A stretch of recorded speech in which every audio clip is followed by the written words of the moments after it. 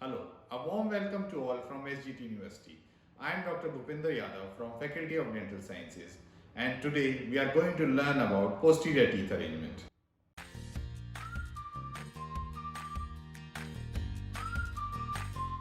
Before starting with your posterior teeth arrangement, you have to ensure that following markings are marked on your mandibular cast.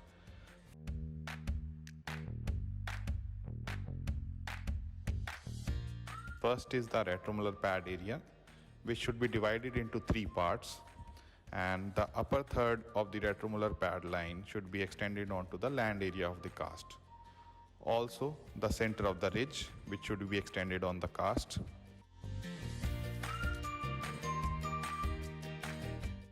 The plane of occlusion of teeth arrangement should not be above the two-thirds of the retromolar pad area.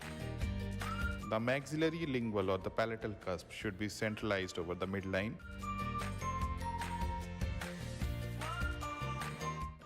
Or the central fossa of the mandibular teeth should be on the center of the ridge and in a straight line. It ensures denture stability and reduces the fulcruming force during function.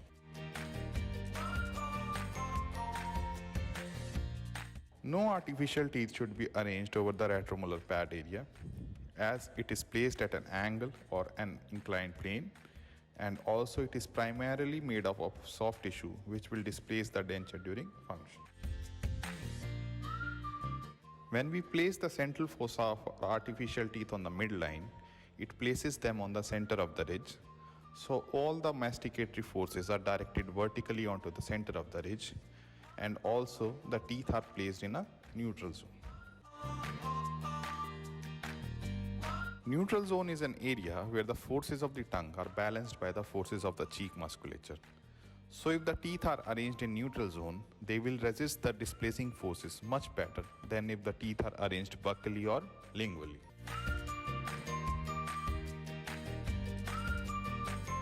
Basically, there are three types of artificial posterior teeth. First is anatomic teeth, semi-anatomic teeth, and non-anatomic teeth.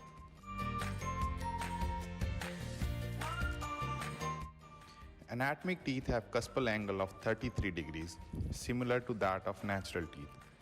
They are used for patients with aesthetic concern, coordinated jaw movements, good ridges, and relatively young patients. Semi-anatomic teeth have a shallow cuspal angle of around 15 to 20 degrees.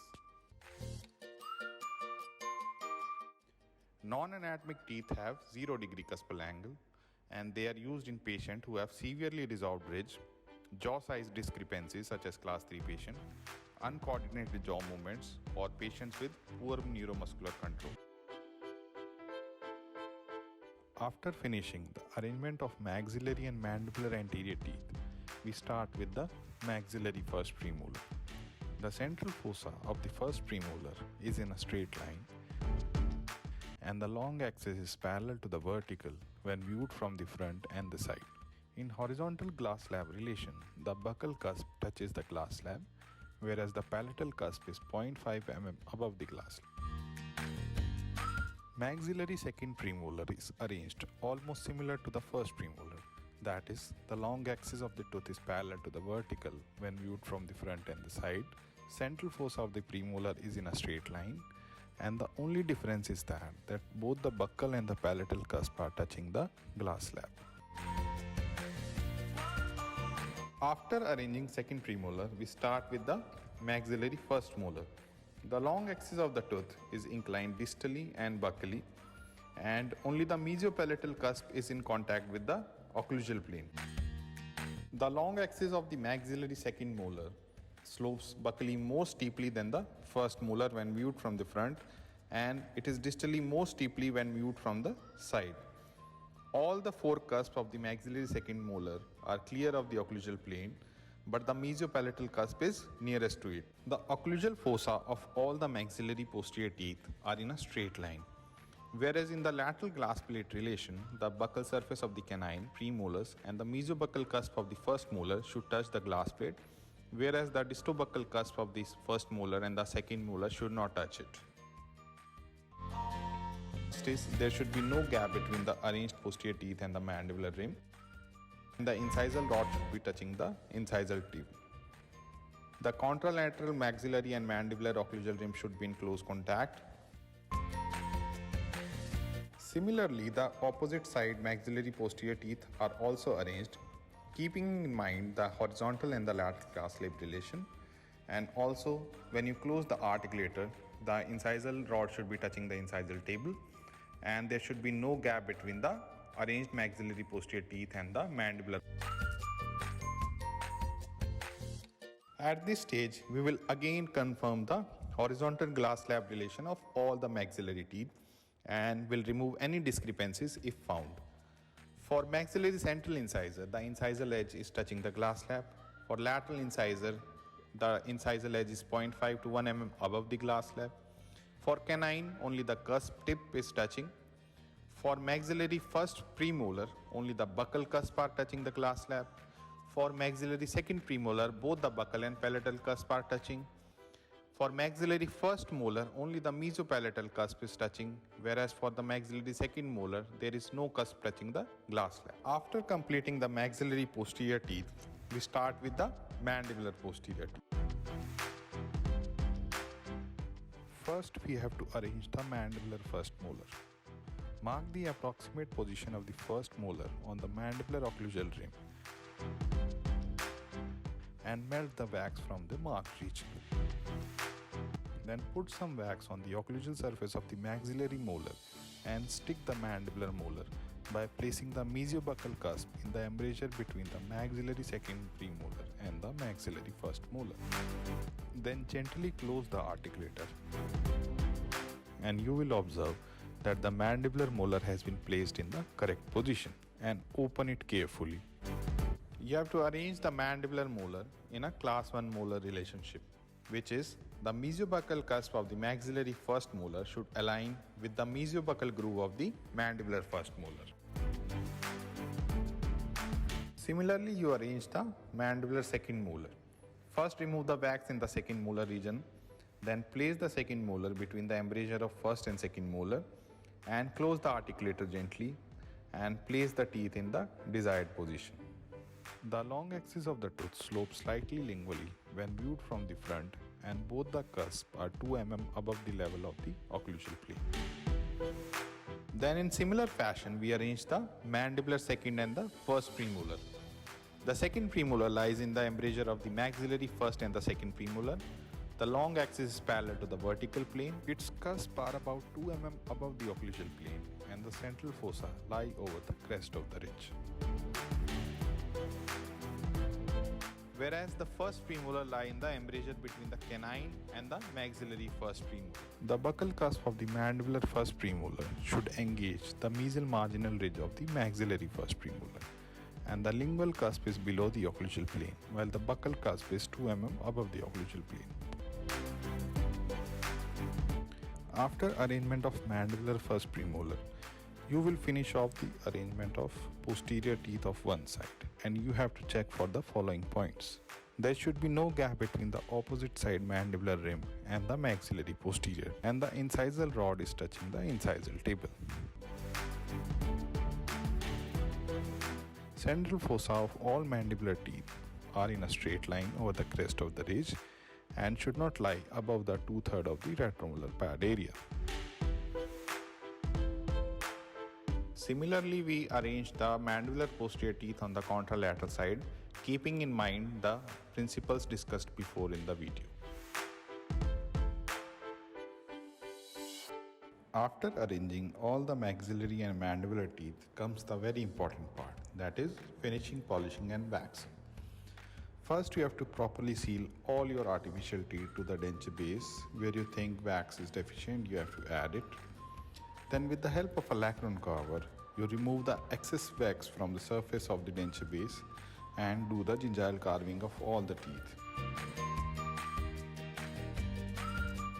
In the process, remove all the wax from the labial, palatal, occlusal and lingual surface of the artificial teeth.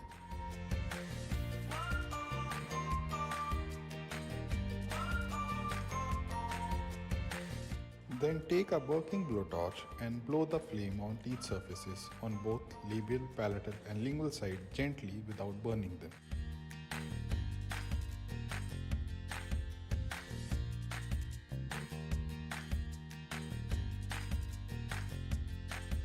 Then dip the denture base into cold water in a bowl and wipe the surface with moist cotton, and you will observe a shining surface on your teeth arrangement.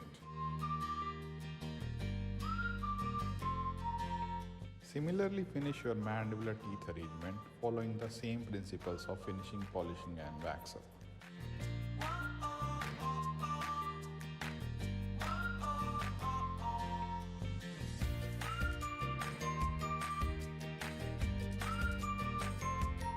The finished and polished maxillary and mandibular denture base with teeth setting are placed on the articulator, and you should observe for any wax on the facial, lingual and the occlusal surface of the artificial teeth. Also look for any air bubbles on the wax part of the finished setup.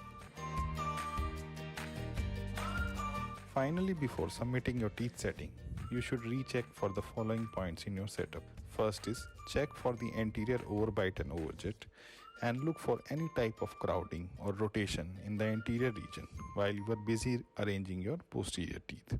The central fossa of all maxillary posterior should be in a straight line on both sides. Same applies for the mandibular posterior teeth, which should lie on the crest of the ridge. The incisal rod should be touching the incisal table, and the incisal pin should be in the right position. Finally, check for the glass slab relation of the maxillary posterior teeth, and also check for the occlusal level of the mandibular posterior teeth.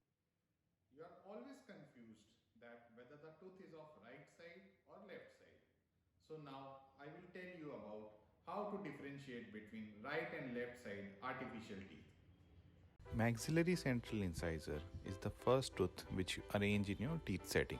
The central incisors can be distinguished on the basis of their incisal edges. The mesial incisal edge of central incisor is less rounded or sharper than the distal incisal edge. Maxillary lateral incisor is the smallest of all the maxillary teeth.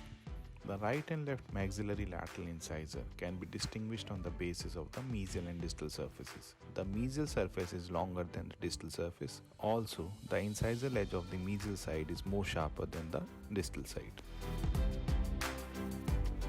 Maxillary canine is also called as the personality tooth. The neck is the most prominent part, and the incisal surface is divided into two halves, that is the mesial and the distal half.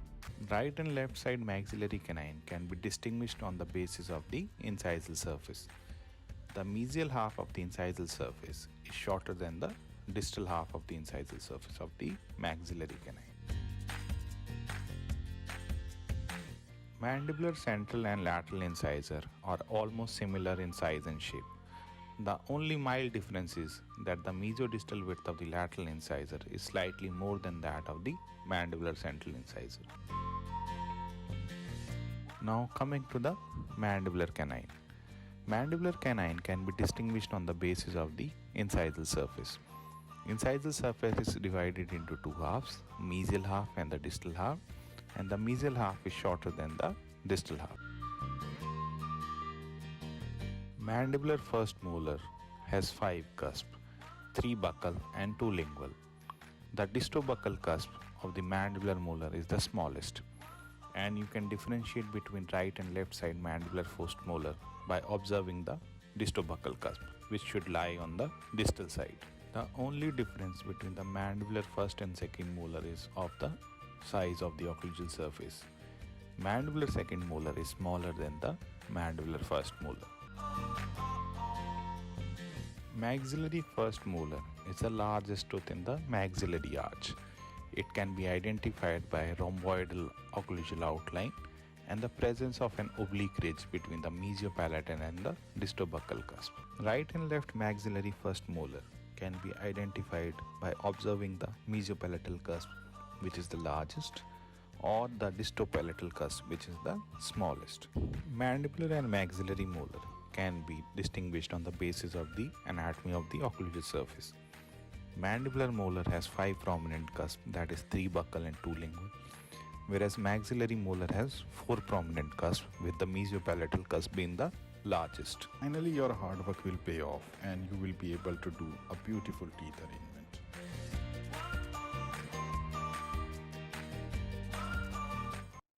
So today we covered about posterior teeth arrangement. Next time we will going to cover some other topic. Till then, keep learning, keep growing. See you next time.